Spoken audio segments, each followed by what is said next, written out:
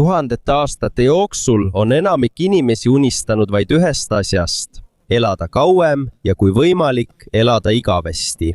Paljud kuningad, keisrid ja rikkad inimesed on kulutanud tohutult palju raha, et avastada pika elu saladust. Seetõttu uurivad teadlased tänaseni, kuidas inimese vananemist aeglustada. Tegelikult on inimesed surematuse suhtes nii kinnisideeks muutunud, et mõned loodavad juba krüoonikale.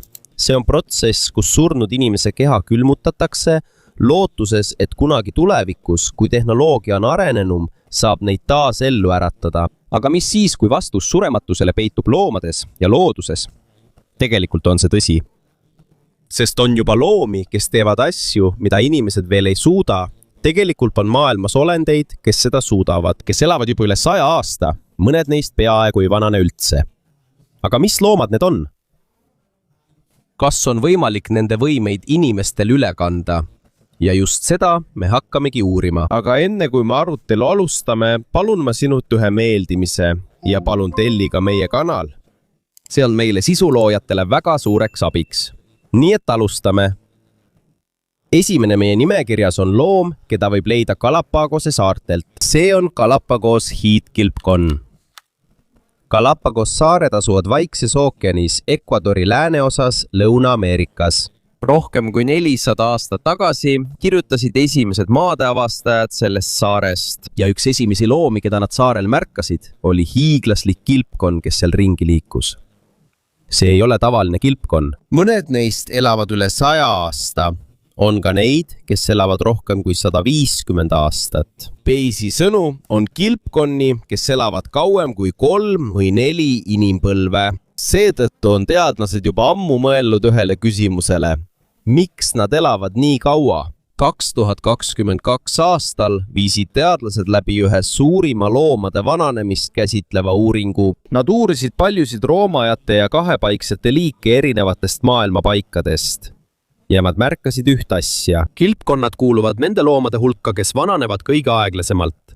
See ei tähenda, et nende vananemine peatub. Nad vananevad siiski aastate jooksul, aga nende keha nõrgeneb aeglasemalt. Nende rakud lagunevad aeglasemalt. Neil tekivad aeglasemalt probleemid, mis on tavalised vanade loomade puhul. Aga miks see nii on? Üks põhjusi on nende aeglane ainevahetus. Lihtsalt öeldes töötab nende keha aeglasemalt kui inimesel. Kujuta ette 2 lambipirni. Üks lambipirn põleb kogu päeva ja öö. Teist kasutatakse ainult aeg-ajalt. Kumb kestab kauem? Loomulikult see, mida kasutatakse vähem. Sama mõte kehtib ka kilpkonnade keha kohta. Kuna nende keha töötab aeglasemalt, kulub see ka aeglasemalt. Teadlased on märganud veel ühte asja. Nende paks ja tugev kilp ei kaitse neid ainult vaenlaste eest. Võimalik, et see aitab ka vähendada surmaohtu. See kaitseb neid õnnetuste või teiste loomade rünnakute eest. Kui loom on looduses turvalisem, on tal suurem võimalus kauem elada. Lisan veel, et see lugu muutus huvitavamaks tänu ühele kuulsale kilpkonnale, keda kutsuti Lonesome George'iks. George oli ühe Galapagose hiidkilpkonnaliigi viimane teadaolev esindaja. Kui ta 2012 aastal suri, sai sellest suur uudis kogu maailmas. Kuid isegi pärast George'i surma aitas ta teadust edasi. Teadlased võtsid tema DNA-st proove ja hakkasid neid uurima ning avastasid sealt haruldasi omadusi. Nad avastasid, et hiidkilpkonnadel on geenid, mis aitavad kehal kahjustatud osi paremini parandada. Neil on ka omadusi, mis võivad aidata mõne haiguse vastu võidelda. See hõlmab ka haigusi, mis tavaliselt ilmnevad looma vananedes. Avastused ei lõpe sellega. Teises uuringus märkasid teadlased ka seda, et kui kilpkonna kehas tekivad rakud, mis saavad kahjustada või millega tekib probleeme, eemaldab nende keha need kiiremini, just kui oleks tegemist viljaga, mis hakkab riknema. Kui sa eemaldad selle vilja kohe korvist, ei nakata see teisi vilju. Samamoodi toimib ka hiiglasniku kilpkonna keha. Rakuud, mis võivad probleeme põhjustada, eemaldatakse nende kehas kiiremini. Selle tõttu väheneb võimalus, et haigus nende kehas levib. See on üks põhjusi, miks teadlased uurivad hiiglaslikke kilpkonni tänapäevani.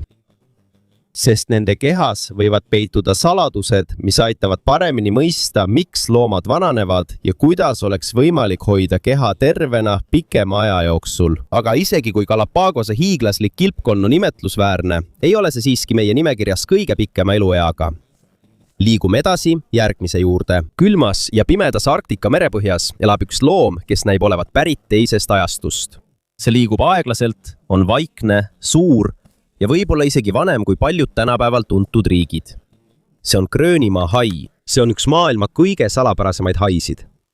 See ei ole nii kiire kui suur valge hai. Inimesed ei näe seda ka sageli, sest tavaliselt elab see sügaval ja väga külmas mereosas. Aga põhjus, miks see kuulus on ja miks teadlased sellest huvitatud on, ei ole selle kiirus, vaid selle vanus. 2016 aastal ajakirjas Science avaldatud uuringu kohaselt on Gröönimaa hai teadusele teadaolevatest selgroogsetest kõige kauem elav liik. Selgroogsete all mõeldakse loomi, kellel on selgroog. Nende hulka kuuluvad inimesed, linnud, kalad, roomajad ja imetajad. Ja kõigist selgroogsetest loomadest on Gröönimaa hail üks kõige muljetavaldavamaid eluea rekordeid. Kopenhaageni ülikooli teadlaste uuringu kohaselt võivad mõned Gröönimaa haid elada vähemalt 272 aastat. On ka hinnanguid, et nad võivad elada peaaegu 400 aastat. Ja on võimalik, et mõned neist on isegi vanemad. Kujuta seda ette, kui mõni Gröönimaa hai on elanud üle 200 aasta, siis võis ta juba meres ujuda enne kui meie vanaisa sündis. Sellegipoolest, kui maailm maa peal muutub, liigub see vaikselt jää all ringi. Aga kuidas teadlased hai vanust teada saavad? Mõnikord saab kõvas kehaosas olevaid rõngaid lugeda nagu puul. Kui puu maha lõigata, on näha jooni, mis näitavad selle vanust. Kuid Gröönimaa hai puhul pole see nii lihtne. Mõned selle kehaosad on pehmed. Sellel pole ka piisavalt kõvasid osi, mida saaks kasutada vanuse lihtsaks määramiseks. Seetõttu kasutasid teadlased teistsugust meetodit. Nad vaatasid hai silma. Selle silma sees on osa, mis areneb välja siis, kui hai on veel noor, enne sündi. Ja see osa peaaegu ei muutu enam, kui loom kasvab. See on nagu väike jälg looma sees. Siin kasutasid teadlased süsinikdateerimist. Lihtsas keeles öeldes on süsinikdateerimine meetod, millega hinnatakse, kui vana miski on, lähtudes selles alles jäänud kemikaalidest. See ei ole täiuslik, aga see aitab palju teada saada, kui vana mingi olend on. Selles uuringus uuriti 28 emase Gröönimaa hai silma ja sealt tulidki üllatavad tulemused. Suurimad haid valimis olid hinnanguliselt üle 300 aasta vanad ja üks neist võis olla vanuses 272 kuni 512 aastat. Selle tõttu on piisavalt tõendeid, et pidada Gröönimaa haid üheks kõige kauem elavaks selgroogseks loomaks. Nüüd on suur küsimus see, miks nad elavad nii kaua? Üks kõige olulisemaid põhjuseid on nende elupaiga külmus. Gröönimaa hai elab Arktika ja Põhja-Atlandi külmades vetes.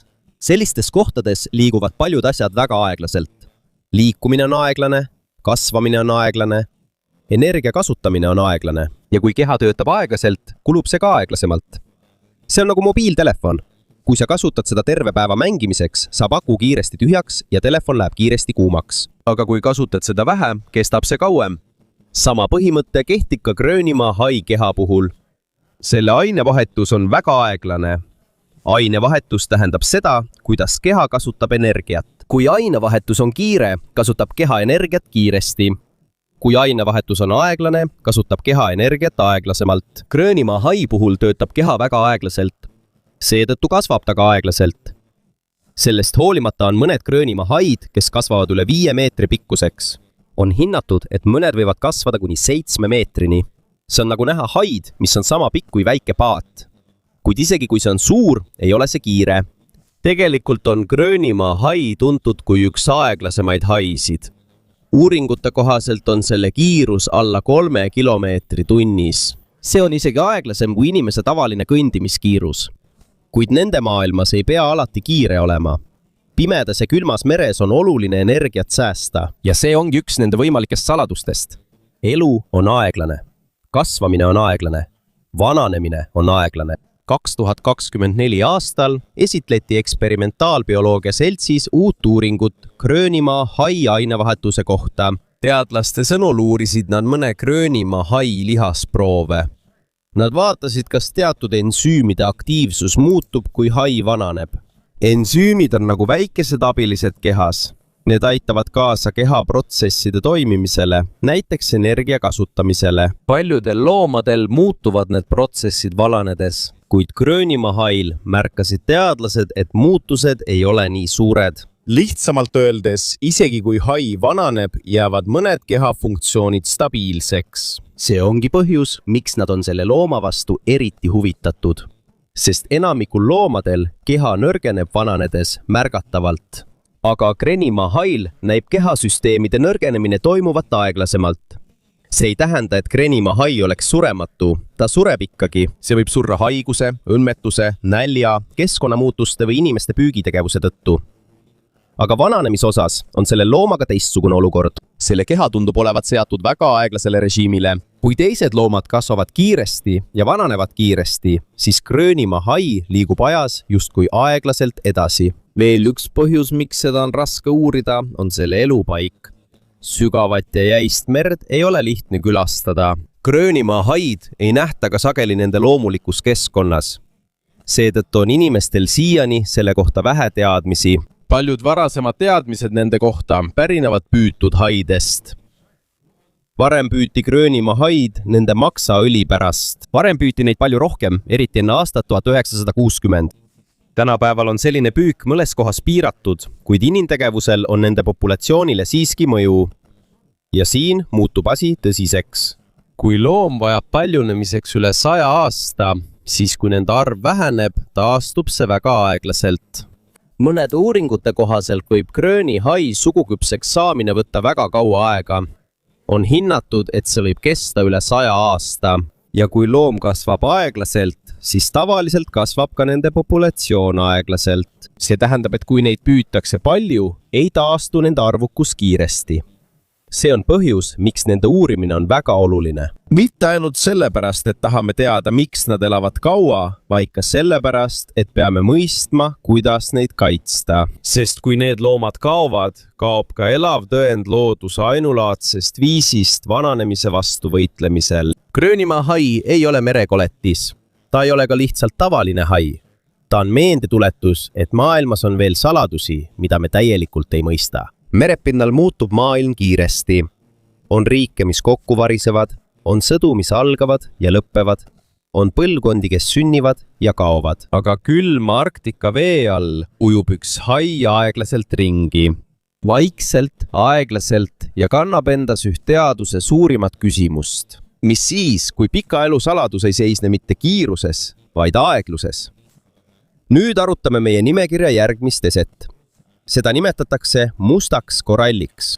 Kui kuuleme sõna korall, mõtleme tavaliselt värvikatele korallrahudele, mida näeme selges vees. Kuid must korall on teistsugune.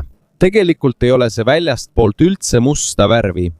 Tavaliselt on see kollakaspruun või kuldpruun. Aga kui vaadata selle kõva sisemist luustikku, siis näeb seal musta värvi. Seetõttu nimetataksegi seda mustaks koralliks. Paljude aastate jooksul ei teadnud keegi, kui vanad mõned neist korallidest on. Seda seetõttu, et nad elavad väga sügaval merepõhjas. Nii sügaval, et päikesevalgus sinna peaaegu ei ulatu. Neid on ka raske uurida, sest nende elupaika pole lihtne jõuda. Aga kui teadlased uuringu läbi viisid, avastasid nad midagi üllatavat. On olemas üks must korall, mille vanuseks hinnatakse umbes 4265 aastat. See tähendab, et see oli juba elus enne paljude iidsete kuningriikide tekkimist maailmas. Kui inimkonna ajalugu muutub, kasvab see korall jätkuvalt merepõhjas. Teadlased küsisid loomulikult, kuidas see suutis nii kaua elada. Üks põhjus on selle erakordselt aeglane kasv. Uuringute kohaselt lisandub selle kehale igal aastal väga vähe. Kui sa seda iga päev vaataksid, ei märkaks sa peaaegu üldse muutust. Aga kuna see kasvab pidevalt tuhandeid aastaid, suureneb see aegamisi. Nagu hoiupõrsas. Kui sa paned iga päev ainult 1 peso, tundub see väike. Aga kui sa teed seda aastaid, koguneb sul lõpuks suur summa. Sama asi juhtub ka musta koralliga. Igal aastal kasvab see vähehaaval. sellel on veel üks põhjus, miks ta nii kaua elab. see elab mere sügavates osades. seal on keskkonnamuutused haruldased. päikese tugev kuumus sinna ei jõua. seal pole tugevaid laineid nagu madalamas vees.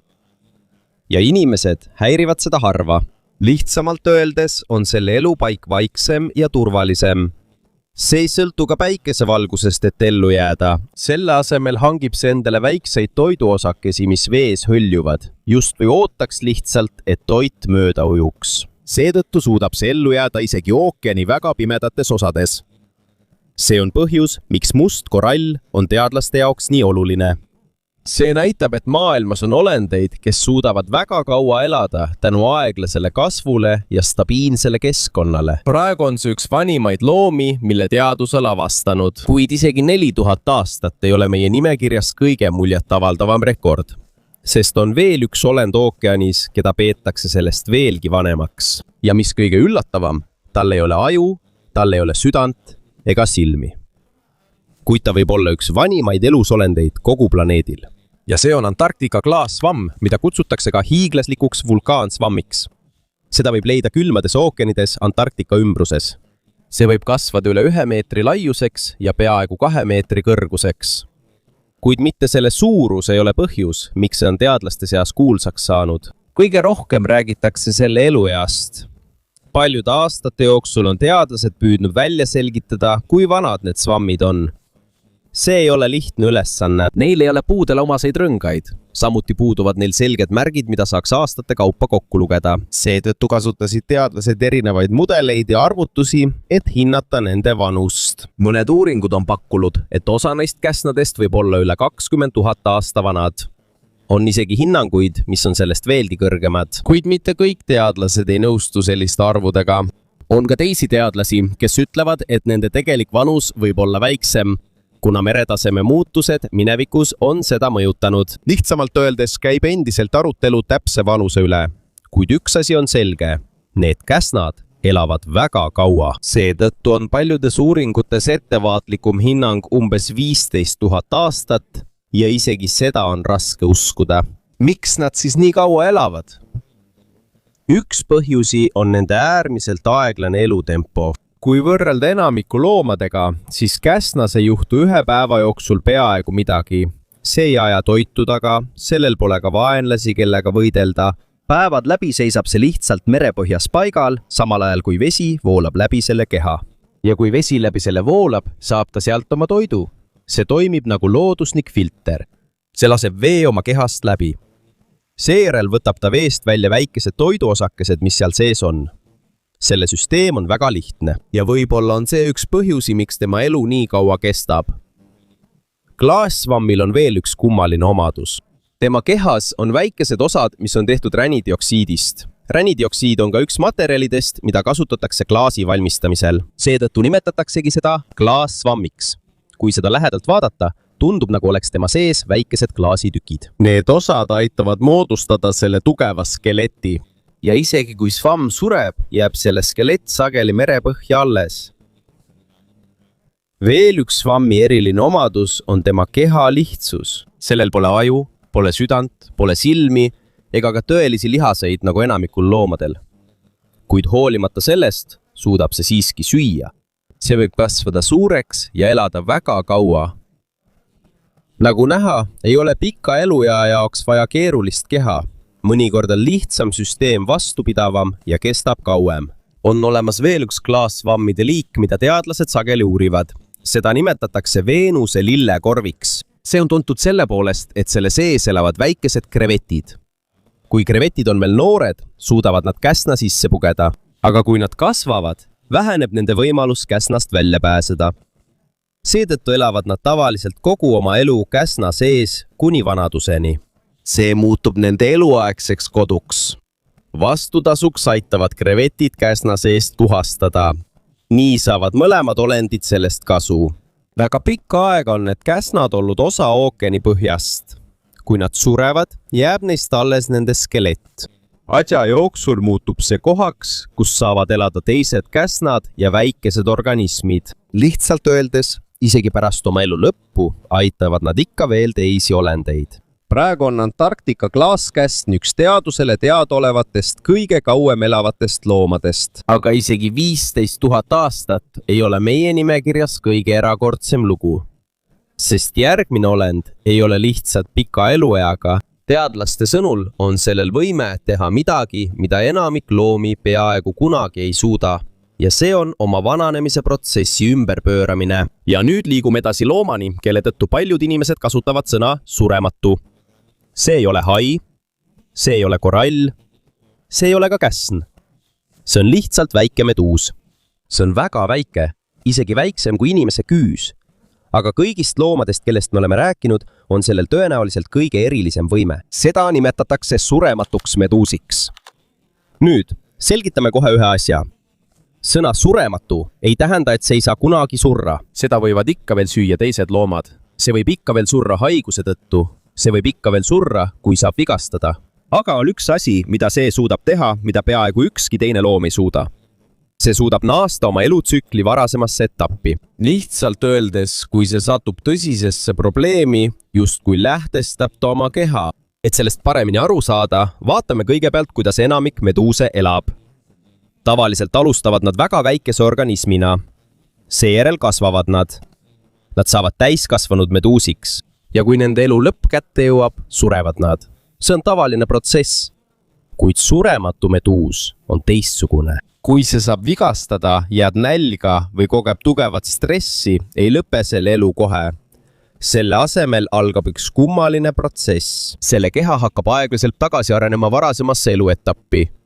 Nagu vana inimene, kes äkitselt muutub jälle lapseks. Muidugi, see ei käi täpselt nii, kuid see on kõige lihtsam viis protsessi mõistmiseks. Lühikese aja jooksul muudavad selle rakud oma ülesannet.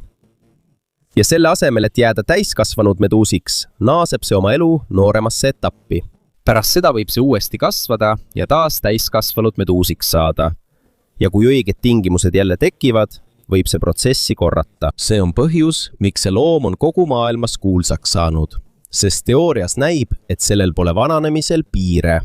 Kui enamik loomi vananeb ja liigub surma poole, siis see meduus suudab naasta elu nooremasse etappi. Aga pea meeles, see ei tähenda, et tal oleks garanteeritud igavene elu. Kui selle sööb ära kilpkonn, kala või mõni muu kiskja, saab tema elu ikkagi läbi. Kui tema keha saab tõsiselt kahjustada, võib ta ikkagi surra. Seega on õigem öelda, et see ei sure kergesti vanadusse. See ei tähenda, et ta ei sure kunagi. See liik avastati 1883 aastal, kuid teadlased ei märganud kohe selle erilist võimet. Möödus veel palju aastaid, enne kui nad mõistsid, mida see tegelikult suudab teha. 1980-ndatel märkasid mõned teadlased midagi, mida nad ei osanud oodata. Nad märkasid, et mõned täiskasvanud meduusid ei suregi nii, nagu oodati. Selle asemel pöörduvad nad tagasi oma elu nooremasse etappi. Sealt sai see loom endale hüüdnimeks surematu meduus ja seda uuritakse siiani edasi. Loomulikult tekib paljudel inimestel üks küsimus. Kui meduus suudab seda teha, kas see võiks kunagi juhtuda ka inimestega? Praegu on vastus veel mitte. Inimese keha on sellest võimest veel väga kaugel. Me ei suuda kogu oma keha tagasi pöörata, et naasta lapsepõlve. Me ei suuda kõiki oma rakke lähtestada nii, nagu see meduus teeb.